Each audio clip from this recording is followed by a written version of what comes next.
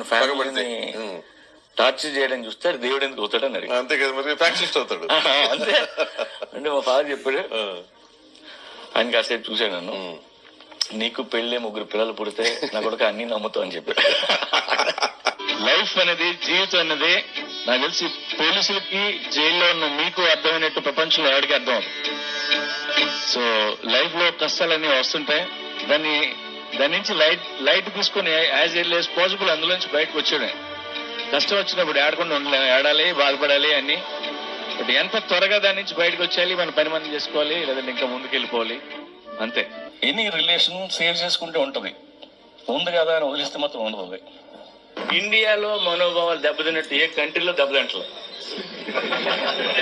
ఇప్పుడు మనోభావాలు ఎవరు దెబ్బతింటే అంటే పని పాట లేకుండా ఖాళీగా ఉంటారు చూడు, వాళ్ళే దెబ్బతింటాయి. ఒక సక్సెస్ఫుల్ పర్సన్ ఎవడైనా నా మనోభావం దెబ్బ